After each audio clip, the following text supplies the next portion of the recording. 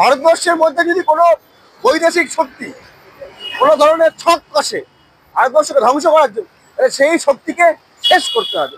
ভারতবর্ষের মধ্যে থেকে কেউ ভারতবর্ষকে ধ্বংস করার কথা বলে, তাকেও খতম করার জন্য আমাদের এই উদ্যোগ নিতে হবে। দিল্লির যে ঘটনাটা ঘটেছে, সেখানে একটা প্রশ্ন কিন্তু বারবার করে উঠে আসছে যে দিল্লির নিরাপত্তা নিয়ে কি সচেতন সরকার, দিল্লি সরকার? কলকাতা কতটা সুরক্ষিত? কলকাতা কতটা সুরক্ষিত? কলকাতাতেও কিন্তু দিল্লি আমাদের মানে দেশের রাজধানী, তাহলে সেই দেশের রাজধানী এবং তার থেকে বড় কথা দেশের রাজধানীর মধ্যে লালকেল্লার মতো জায়গা, লালকেল্লার মতো হাই অ্যালার্ট জায়গা, সেখানে যদি এই ধরনের ঘটনা ঘটতে পারে এবং এত মানে নিরাপত্তা বলয়ের মধ্যেও আমরা দেখলাম যে এই ধরনের একটা নাশকতা হলো, তাহলে এখান থেকে তো প্রশ্ন উঠবেই যে আদতে আমরা কতটা নিরাপদ। এখান থেকে তো প্রশ্ন উঠবেই যে দেশের স্বরাষ্ট্র দপ্তর, দেশের স্বরাষ্ট্রমন্ত্রী তার আদতে চেয়ারে থাকা উচিত উচিত না। কেন বলছি? কারণ এটা যখন হোম মিনিস্ট্রির ব্যাপার থাকে, যখন home minister is in charge of the entire security এবং এত একটা সিকিউর জোন এই ঘটনা ঘটতে পারে, তাহলে দেশের অন্য কোনো প্রান্ত সেখানে এই ঘটনা তো হামেশাই ঘটে যেতে পারে। তাহলে সেখান থেকে তো প্রশ্ন উঠতেই পারে যে কলকাতার মতো মহানগর, এখানে একটা তার পুরো একটা ইতিহাস রয়েছে যে ভারতবর্ষের পুরনো রাজধানী, তাহলে নাশকতার ছক হতেই পারে। যদিও আমি আশা করব এরকম ঘটনা যাতে না ঘটে এবং আমাদের বর্তমান প্রশাসন সে যে রঙের হোক, আমি রঙের কথা দেখবো না, যাতে এই ধরনের কোনো বিষয়, এই ধরনের কোনো ঘটনার সম্মুখীন আমাদের হতে না হয়, তার জন্য সবাই মিলে আমাদের কাজ যে প্রশাসনের পাশে থাকা, প্রশাসনকে সাহায্য করা। কিন্তু এখন দুর্ভাগ্যের বিষয় যে প্রশাসনের ক্ষেত্রে আমরা দেখতে পাই যে প্রশাসন কোনো ক্ষেত্রে, হয়তো অনেক ক্ষেত্রে, বেশিরভাগ ক্ষেত্রে দেখা যায় তারা জনগণকে জনগণ মনে করে না, তারা জনগণকে কোনো অংশে অন্য কিছু মনে করছে, তাদের উপর প্রেশার ক্রিয়েট করছে। কিন্তু আমরাও চাই যে সরকার, প্রশাসন, জনগণ সবাই মিলেমিশে আমরা এই দেশ, এই রাজ্য সবকিছুকে রক্ষা করব, আরো এগিয়ে নিয়ে যাবো। তার জন্য আমাদের যেমন ভূমিকা আছে হাত বাড়ানোর, তাদেরও কিন্তু ভূমিকা থাকবে হাত বাড়ানোর।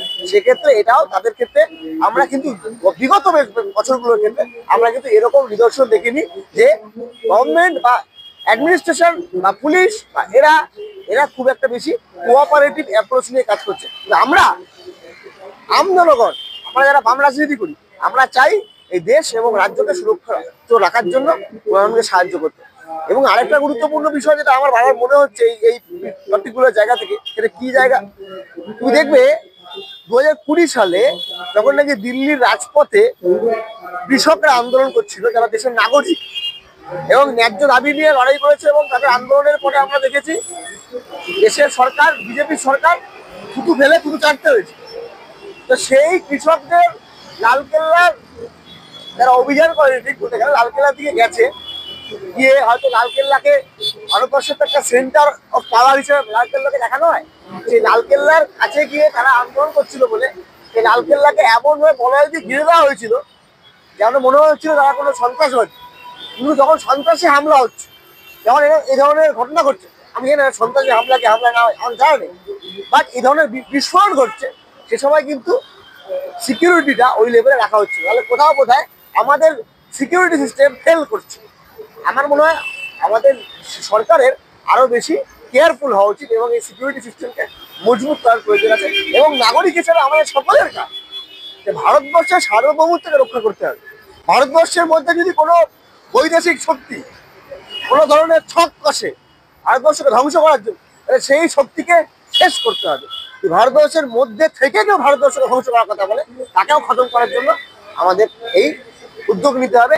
দেশের নাগরিক মানে দেশকে বাঁচানো, রাজ্যকে বাঁচানো, দেশের সমস্ত মানুষকে বাঁচানো। খালি আম্বানি আদানিকে বাঁচিয়ে রাখাটা আমাদের সরকারের কাজ না। সরকারের কাজ দেশের একেবারে ঝুপড়িয়ে থাকা প্রান্তিক অংশের মানুষ থেকে শুরু করে যেই কৃষক ফসল ফলায়, যে ছাত্র স্কুলে যায়, কলেজে যায়, যেই মহিলা হয়তো অর্থের জন্য বা তার প্রতিভা রয়েছে, সে কাজ করতে পারে, সে শিক্ষকতা করে, সে ডাক্তারি করে, অন্য কোনো কর্মক্ষেত্র আছে, বা যেই পুরুষ বা অন্য কোনো লিঙ্গের মানুষ, তাদের সকলকে সুরক্ষা দেওয়াটাই কিন্তু সরকারের কাজ, জাত পাত ধর্ম বর্ণ সবকিছুর ঊর্ধ্বে।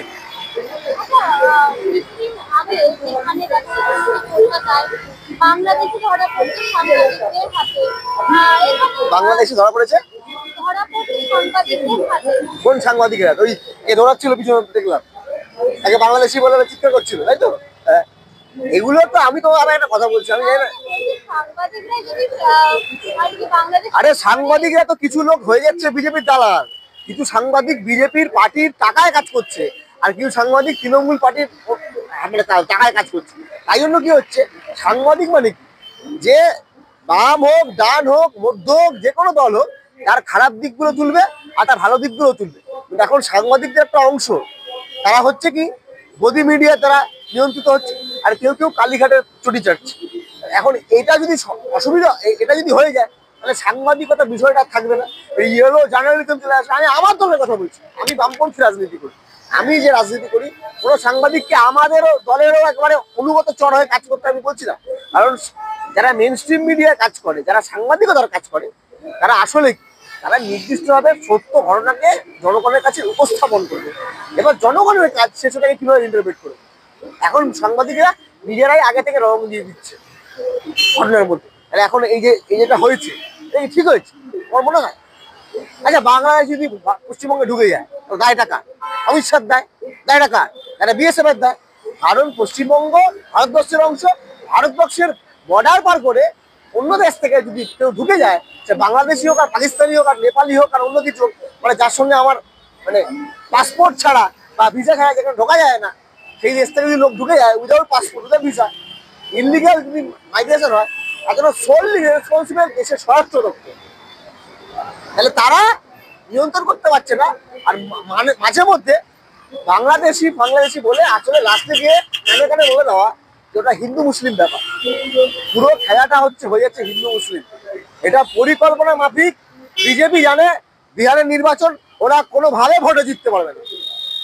তাই জন্য কি হচ্ছে, ভোটে যেহেতু জিততে পারবে না, বাংলায় তো ছেড়েই দাও, কোনো কথাই নেই, বিজেপি কোনো হাওয়া ছিনে নেই। বিজেপি লড়াই তৃণমূলের সঙ্গে বামপন্থীদের, তৃণমূলের সঙ্গে বাম কংগ্রেস থেকে শুরু করে অন্য দলের লড়াই, এখানে বিজেপি কোনো সিনে নেই।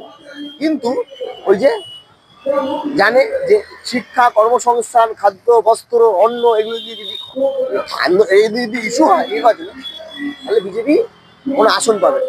তাই জন্য এই ধরনের মুসলিম হিন্দু এই ধরনের খেলা শুরু করেছে।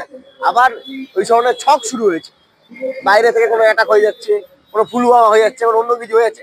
এটা কিন্তু ভয়াবহতা, অন্য ভয়ানক পরিস্থিতি থেকে